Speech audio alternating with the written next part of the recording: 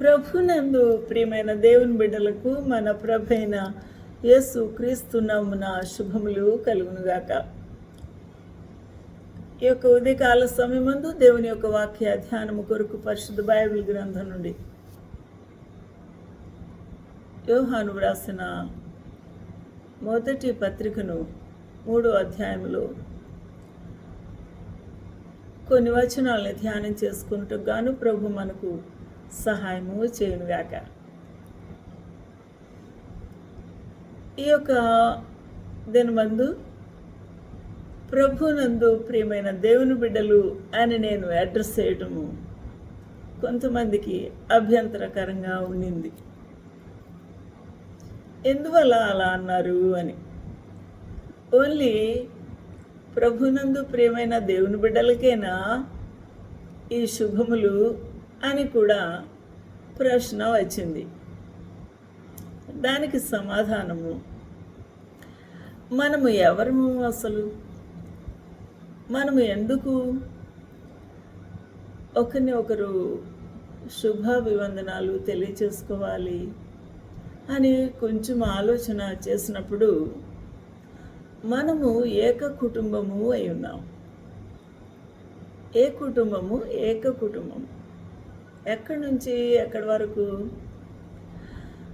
భూదిగంతములంతా కలిపి కొండలు, లోయలు, ఎడారులు, అడవులు అన్ని ప్రాంతాలలో ఉన్న వారందరూ కలిపి ఒక్క కుటుంబము అయి ఉన్నారు. అలాంటప్పుడు మనం వేరు ఎలా అవుతాము? మనము ఎట్టి పరిస్థితుల్లో వేరు కాదు. అందువల్లనే ప్రభు అద్భుతమైన సృష్టిలో ఒక రహస్యాన్ని పెట్టాడు. అదే అందరి రక్తము ఒకటే రంగులో, అన్ని రక్త కణాల విభజన కూడా ఏకరీతిగా. ఎంత అద్భుతంగా ఉంది! అన్ని అవయవాలు కూడా ఒకటే రీతిలో నిర్మించి వాటికి పనితీరును నిర్ణయించి తన ఊపిరినే పోసి ఉన్న ఆ గొప్ప దేవునికి మనము ఒక్క కుటుంబము అయి ఉన్నాము. ఆయన అందువలనే మనతోనే నివాసం చేయాలని కోరుకుంటూ ఉన్నాడు. అందువల్ల మనము ఒకరిని ఒకరు ద్వేషించుకునట కాదు, కానీ ఒకరిని ఒకరు ప్రేమింపబద్ధులమై ఉన్నాము. మరియు ఒకటే కుటుంబములో ఉన్న ఆ యొక్క తోటి వారి పక్షంగా ప్రేమ అభిమానములతో వెలసిల్లవలసిన వారమై ఉన్నాం. ఇది సర్వ సత్యము, నిగూఢమైన సత్యము. దీనిని పక్కకు నెట్టివేసి అపవాది తంత్రముతో మన లోపలికి చొరబడి ప్రవేశించి మన లోపల తాని స్వరూపములు, తన రకరకాల అంతరంగ రహస్యమైన పాపపు బీజమును నాటి ఉన్నాడు. అందువలనే మానవులు ఈ వైపరీత్యాలకు ఆశపడి ఆకర్షించబడి తొలగిపోతూ ఉన్నారు. ఈ సత్యాన్ని మనం ఎట్టి పరిస్థితుల్లోనూ కూడా మనము మరిచిపోకూడదు అని లేఖనాలే మనతో మాట్లాడుతూ ఉన్నాయి. సమస్త దేశములారా అని అడ్రస్ చేస్తూ దావీదు మహారాజు 100వ దావీదు కీర్తనలు పరిశుద్ధ బైబిల్ గ్రంథంలో సమస్త దేశములారా అంటే, దేశములు అంటే 1, 2, 3 దేశాలు కాదు, అలా కాదు. ఆ దేశములో ఉన్న ప్రజలు. దేశం అంటే మట్టి కాదు, దేశం అంటే ప్రజలు. ఆ ప్రజలారా యెహోవాకు ఉత్సాహధ్వని చేయుడి. యెహోవా దేవుడు మీ సృష్టికర్త. ఆయనకు కృతజ్ఞతాస్తుతులతో, గంభీరమైన తాళములతో, గొప్ప సంతోషముతో ఉత్సాహధ్వని చేయుడి అని ఒక డివైన్ కాల్ ఇస్తూ ఉన్నాడు ఈ మహారాజు. Make a joyful noise unto the Lord, all ye lands. All ల్యాండ్స్కి కూడా పిలుపును ఇచ్చి ఉంటున్నాడు. ఎంత బాగుంది. అందువల్ల ఆ యొక్క పిలుపేంటో అని ఆశ్చర్యంగా ఆలకిస్తూ ఉన్నారు సర్వ దేశములలో ఉన్న ప్రజలు. ఆ పిలుపు ఏమో కాదు, కానీ ఒక కమిషన్, ఆ డివైన్ పర్పస్ని తెలియచేస్తూ ఉన్నాడు ఈ మహారాజు. Serve the lord with gladness, సంతోషముతో, ఉప్పొంగిన హృదయముతో, కృతజ్ఞతా భావముతో యెహోవాను సంతోషముతో సేవించుడి. ఉత్సాహగానము చేయుచు ఆయన సన్నిధికి రండి. ఆయన సన్నిధికి రండి. Come before his presence with singing, not with tears, not with cry, not with groaning. కానీ మర్మర్ చేసుకుంటూ, ఎగతాళిగా మాట్లాడుతూ, గొప్ప గొప్ప శబ్దాలు చేసుకుంటూ, ఉసగొలుపుతూ, ఇలాంటి అభ్యాసన కలిగి దేవుని యొక్క మందిరము నాకు ప్రవేశించకూడదు. కానీ ఉత్సాహధ్వని సంగీతముతో, కీర్తనలతో, హృదయపూర్వకమైన ఆనంద గానములతో పాడుచు, ఉత్సాహగానము చేయుచు ఆయన సన్నిధికి రండి. సమాజ మందిరమే ఆయన సన్నిధి.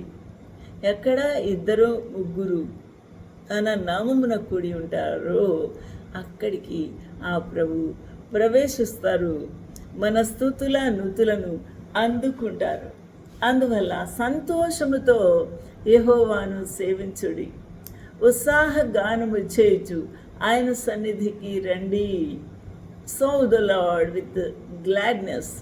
Come before his presence with singing.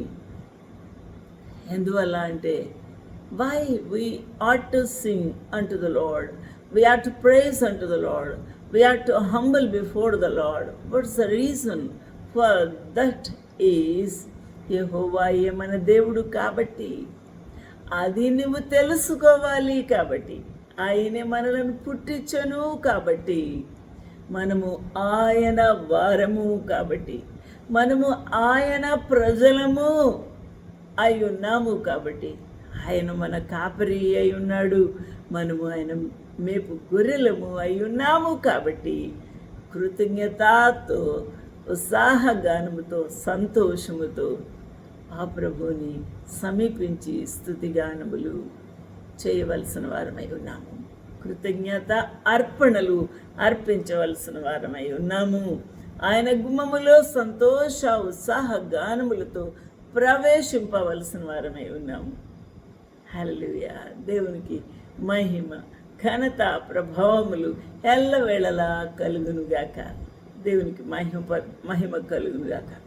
ఈ యొక్క ఉదయకాల సమయమందు ఆయన ఎట్టివాడో అని కూడా ఇక్కడ చాలా అద్భుతంగా వివరించబడింది. Enter into his gates with thanksgiving, into his courts with praise.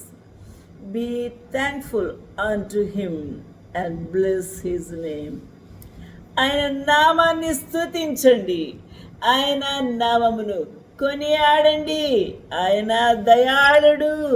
100వ దావీదు కీర్తన ఆ యొక్క 5వ వచనములో ఇలాగూ వ్రాయబడి ఉంది. యెహోవా దయాళుడు. హల్లెలూయా. దేవునికి మహిమ కలుగునుగాక. యెహోవా దయాళుడు, ఆయన కృప నిత్యము ఉండును, ఆయన సత్యము తరతరములు ఉండును. దేవునికి మహిమ, ఘనత, ప్రభావములు కలుగునుగాక. For the lord is good, his mercy is everlasting, and his truth endureth to all generations. For the Lord is good. ఆయన దయాళుడు కాబట్టి, ఆయన కృపా సత్య సంపూర్ణుడు కాబట్టి, ఆయన కరుణ గల దేవుడు కాబట్టి, ఆయన మనల్ని విమోచించే దయగల దేవుడు కాబట్టి, ఆయన మన రక్షకుడు కాబట్టి, మనము ఆయనకు కృతజ్ఞత అర్పణలు అర్పించబద్ధులము అయి ఉన్నాము. హల్లెలూయా. దేవునికి మహిమ, ఘనత, ప్రభావములు ఎల్లవేళలా కలుగునుగాక. నా ప్రియమైన వారలారా, ఈ ఉదయకాల సమయమందు ఆ ప్రభుని కొనియాడుదాము, ఆ ప్రభుని స్తుతిద్దాము, ఆ ప్రభువుని మహిమపరుద్దాము. ఆయన రూపములో, ఆయన పోలికలో, ఆయన ఊపిరితో మనల్ని నిర్మించుకున్న ఆ ప్రభువుకు కృతజ్ఞత చెల్లించవచ్చు. ఆయన మందిరావరణములలో ఆయనకు కృతజ్ఞతాస్తుతులు అర్పణలు చెల్లిద్దాము. అటు దేవునికి మహిమ కలుగునుగాక. ఆమేన్.